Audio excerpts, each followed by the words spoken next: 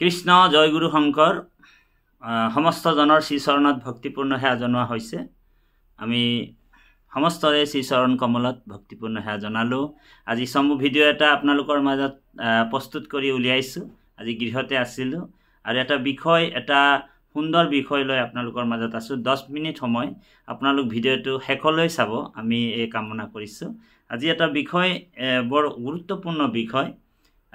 আমি বাৰে বাৰে প্ৰশ্ন সন্মুখীন হওঁ ব্যাখ্যাকাৰকসকলে, বা আমিও হৈছিলোঁ, বহুতবাৰ হওঁ। সেইকাৰণে আজি আমি ভিডিঅ'টো ঘৰত থাকি ভিডিঅ'টো বনাইছোঁ। ভিডিঅ'টো যাতে সকলোৱে সুন্দৰভাৱে চাব আৰু কমেণ্ট কৰি জনাব।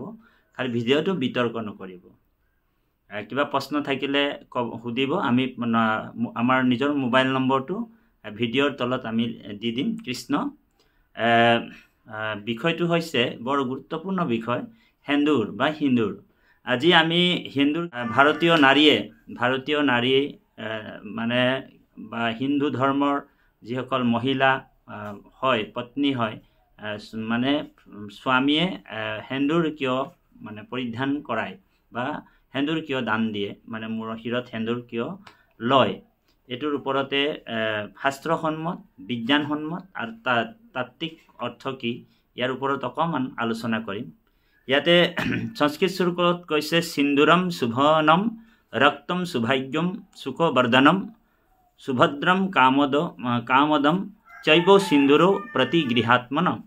গতিকে সিন্দুৰ হৈছে আমাৰ শুভম, মানে শুভ, মানে এটা মানে মহিলাৰ কাৰণে, মহিলাৰ মানে পতিব্ৰতা নাৰীৰ 16টা শৃংগাৰ আছে বুলি শাস্ত্ৰই কৈছে। তাৰ ভিতৰত এটা শৃংগাৰ মানে হৈছে সেন্দুৰ পৰিধান কৰা।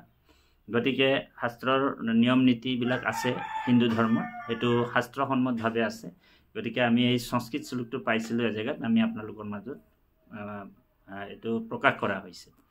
আৰু এগৰাকী ভাৰতীয় নাৰী, ভাৰতীয় সংস্কৃতি, ভাৰতীয় নাৰীৰ আদৰ্শ, ভাৰতীয় নাৰীৰ মৰ্যাদাৰ কাৰণে এই সেন্দুৰটো শিৰত যেতিয়া বিবাহ হৈ যায়, তেতিয়া নাৰীয়ে মানে মহিলাগৰাকীয়ে সেন্দুৰ পৰিধান কৰে।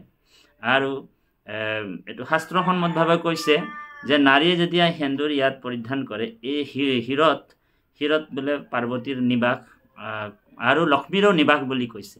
গতিকে লক্ষ্মীৰ ইয়াত বাস কৰাৰ কাৰণেও সেন্দুৰ লয় বুলি কৈছে। আৰু কিছুমান ইয়াত সেন্দুৰৰ ফুট লয়। ইয়াত মানে তাত্ত্বিক অৰ্থ হৈছে ইংগলা, পিংগলা আৰু সুষমা, এই 3ডাল নাড়ী আহি এই গোটেই শৰীৰৰ পৰা মূল নাড়ীত 72,000 নাড়ী আছে শৰীৰত। তাৰ ভিতৰত মূল নাড়ী হৈছে 3ডাল, ইংগলা, পিংগলা আৰু সুষমা নাড়ী। আৰু এই সুষমা নাড়ী মানে ইয়াত আহি মানে একলগ হৈছে। এইকাৰণে গংগা, যমুনা আৰু সৰস্বতী, সেইকাৰণে ইয়াত ফুটটো লোৱা হয়, সেন্দুৰ ফুট লয়। ত্ৰিবেণী সংগম বুলি কৈছে, মানে গংগা, যমুনা, সৰস্বতী য'ত একেলগে হৈছে। গতিকে এই দেহতত্বৰ বিষয়ে সেন্দুৰৰ এইটো তাৎপৰ্য। আৰু সেন্দুৰ ইয়াত যিহেতু পাৰ্বতীৰ নিবাস, পাৰ্বতীৰ নিবাস কাৰণে সেন্দুৰটো ল'লে সৌভাগ্যৱতী বা লক্ষ্মীৰ নিবাস বুলি কৈছে। লক্ষ্মীৰ মতো মানে এগৰাকী মহিলাৰ কাৰণে, এগৰাকী বিবাহিতা নাৰীৰ কাৰণে সেন্দুৰটো বহুত তাৎপৰ্য বস্তু। আৰু সেইকাৰণে আমাৰ ভাৰতীয় সংস্কৃতি, ভাৰতীয় পৰম্পৰা, ভাৰতীয় আদৰ্শৰ নাৰীসকলে সেন্দুৰ লয়।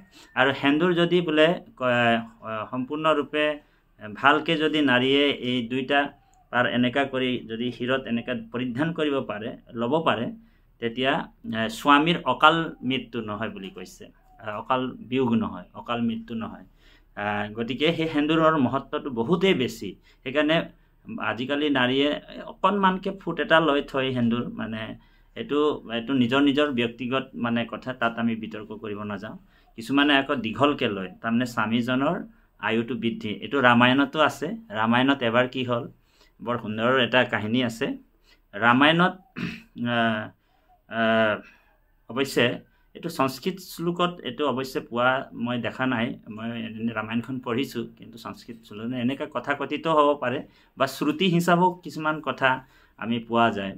এবাৰ হেনো ৰামচৰিত্ৰ মানসতো আছে বুলি এইটো ধাৰণা আছে। আমি কাহিনীবিলাক পঢ়িছোঁ, কাহিনী কিতাপ যোগেদি, সেইকাৰণে আপোনালোকক এই কথাখিনি কোৱা হৈছে। এই কি হৈছে, এবাৰ মানে হনুমানে মাতা সীতাই সেন্দুৰ লৈ আছিলে। সেন্দুৰ লৈ থাকোঁতে হনুমানে দেখিলে যে মাতা সীতাই ৰঙৰ কিবা এটা মানে পৰিধান কৰি আছে, সেন্দুৰ বুলি কৈছে, সেন্দুৰটো লৈ আছে। মাতা সীতাক এইটো হনুমানে প্ৰশ্ন কৰিছে, হে মাতা সীতা, আপুনি যে সেন্দুৰটো লৈছে কিহৰ বাবে লৈছে? তেতিয়া মাতা সীতাই হনুমানক কৈছে যে এই যে মই সেন্দুৰটো লগাইছোঁ হনুমান, এই সেন্দুৰটো লগালে মানে কি হয়, এই সেন্দুৰ লগালে মানে মোৰ স্বামী ৰামৰ আয়ুটো বৃদ্ধি হ'ব, সেই বুলি মই সেন্দুৰটো লগাইছোঁ। গতিকে যেতিয়া এই কথাটো যেতিয়া মাতা সীতাৰ পৰা হনুমানে গম পালে, তেতিয়া হনুমানে কি কৰিলে, তাত মানে যেতিয়াই মাতা সীতা সেই আঁতৰি গ'ল, তেতিয়া সেই যিমান সেন্দুৰ আছিলে মানে মাতা সীতাৰ কক্ষত, সেই সেন্দুৰ আটাইবিলাকে লৈ হনুমানে গোটেই শৰীৰৰ যিমান অংগ পতংগ আছে সকলোতে মানে তেওঁ সেন্দুৰ লগাই দিলে আৰু প্ৰভু শ্ৰীৰাম ওচৰত গ'ল। তো হনুমানক দেখি ৰামে চিনিয়ে নাপালে যে হনুমান কিয় আজি গোটেই গাত সেন্দুৰ লগাই আহিছে। তেতিয়া প্ৰশ্ন কৰিলে ৰামে যে হেৰি নহয় হনুমান, বোলে তুমি সেন্দুৰ গোটেই গাত কিয় লগালা? তেতিয়া হনুমানক মানে আপোনাৰ হনুমানে ৰামক কৈছে, প্ৰভু যে মই মাতা সীতাক সেন্দুৰ অকণমান এই শিৰত লগোৱা দেখিলোঁ। গতিকে সেই সেন্দুৰ মাতা সীতাৰ লগাৰ কাৰণটো যেতিয়া মই সুধিলোঁ যে মোৰ স্বামী বোলে সেন্দুৰ লগালে স্বামীৰ আয়ু বৃদ্ধি হয়, তো প্ৰভু ৰাম আপুনিওতো মোৰ স্বামী, গতিকে যদি অকণমান সেন্দুৰ লগালে যদি মোৰ প্ৰভু শ্ৰীৰামৰ আয়ু বৃদ্ধি হ'ব বা আয়ুটো বাঢ়ি যাব, তেতিয়া মই গোটেই শৰীৰত সেন্দুৰ লৈছোঁ এইটো কাৰণে প্ৰভু যে মোৰ স্বামীজনৰ সদায় চিৰঞ্জীৱী হৈ থাকক, সেই বুলি মই সেন্দুৰ লগাইছোঁ। তো গতিকে এইটো এটা কাহিনী আছে। আৰু বিজ্ঞানসন্মতভাৱে সেন্দুৰৰ কথা এটা আমি আপোনালোকৰ মাজত প্ৰকাশ কৰোঁ। বিজ্ঞানৰ সম্বন্ধ মতে আমি এইটো এটা অধ্যয়নত আমি পাইছিলোঁৱে যে বিজ্ঞানসন্মত মতে আমাৰ এই মূৰৰ ওপৰত ব্ৰহ্মৰন্ধি আছে। ব্ৰহ্মৰন্ধি মানে ব্ৰহ্মৰন্ধি সৰু সৰু ফুটা আছে।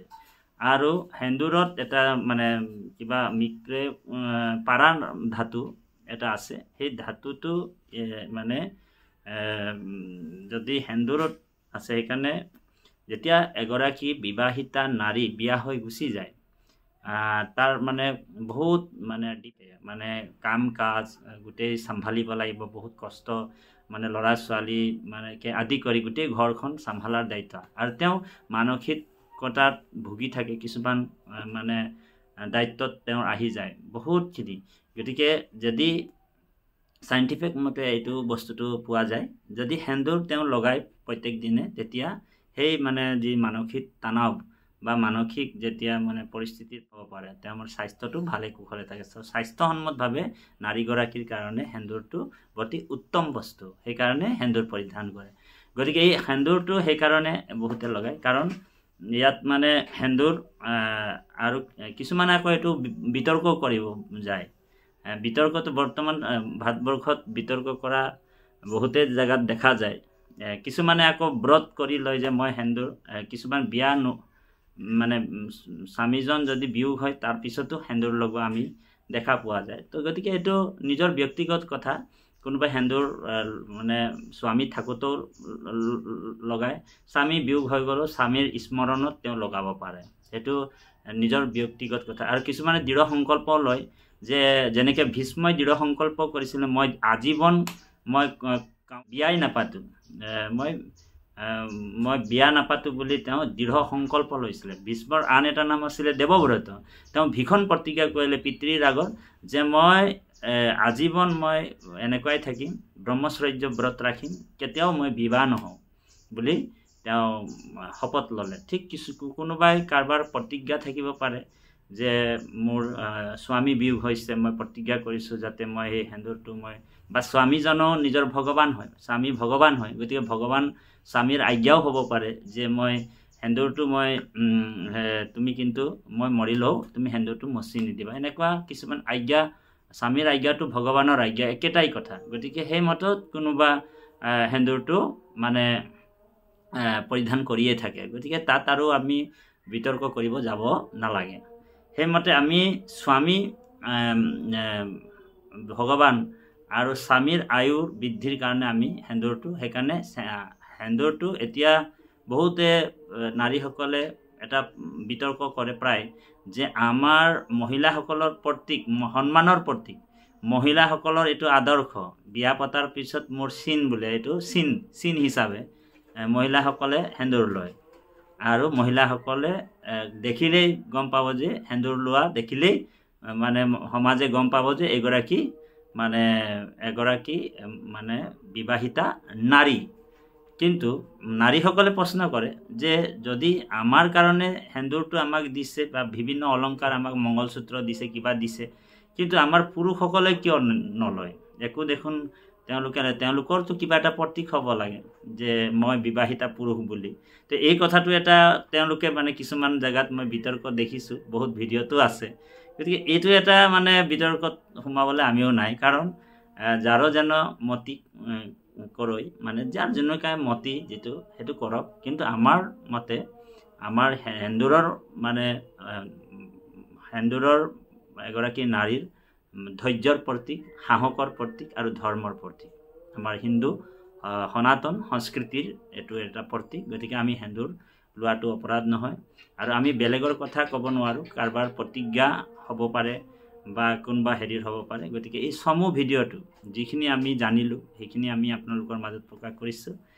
আৰু ইয়াত বিতৰ্ক নকৰিব, আমি হেৰি কৰিম আৰু অকণমান যে শাস্ত্ৰটো আমি বিভিন্ন শাস্ত্ৰত আছেই, অনেক শাস্ত্ৰ আছে, কোটি কোটি শাস্ত্ৰ আছে, কোটি কোটি গ্ৰন্থ আছে। এতিয়া এজন মানুহে ইমান শাস্ত্ৰ ইমান মানে অধ্যয়ন কৰিবতো মানে সময়ো নাই। গতিকে আমি যিহেতু ভক্তিৰ ভাগৱতত কিন্তু এইটো সেন্দুৰৰ বিষয়ে ইমান বিশেষভাৱে নাই। ভাগৱতত আমি অধ্যয়ন কৰিছোঁ বাৰু, যথেষ্ট ভাগৱতত নাই। গতিকে এইবিলাক প্ৰশ্ন যাতে আপোনালোক আমাক নুসুধিব। আমি অকণমান ক'ব পাৰোঁ, যিটো আমি অধ্যয়ন কৰিছিলোঁ সেইটোহে ক'ব পাৰিম। আমি বহুতখিনি আপোনালোকৰ মাজত এনেই যিটো বিষয়ে আমাৰ বিশেষ জ্ঞান নাই, সেই কথাটো আমি নিজে নাজানো, আমি সেই বিশেষ জ্ঞানটো আমাৰ নাই, সেই বিষয়টোৰ ওপৰত আমি কথা ক'ব নালাগে নিয়মমতে। আৰু এনেই চালে বেৰে কোবাই যিকোনো এটা কথা ক'ম আৰু সমাজত বিতৰ্ক হ'ব, সেইটো আমি নিবিচাৰোঁ। মানে অশান্তি এটা পৰিৱেশ হয়। গতিকে যাৰ যেনেকুৱা মনত ইচ্ছা হৈছে, যোনে যেনেকৈ ধৰণৰ ধৰ্ম পালন কৰি আছে, সেই তেনেকুৱাই তেওঁলোকে ধৰ্ম পালন কৰি থাকক বুলি আমি এই চমু ভিডিঅ'টো আপোনালোকৰ মাজত এৰি থলোঁ। তাৰে কমেণ্ট কৰিব আৰু ছাবস্ক্ৰাইব কৰিব ভিডিঅ'টো আৰু শ্বেয়াৰ কৰি দিব, সেইবুলি আমি আশা ৰাখি সকলোকে আজি এই চমু ভিডিঅ'টো এৰিলোঁ। জয় গুৰু শংকৰ, জয় জগতগুৰু শ্ৰীমন্ত শংকৰদেৱ, জয় একশৰণ হৰিৰ নাম ধৰ্ম। ওম নমো ভগৱতে বাসুদেৱায়। কৃষ্ণ।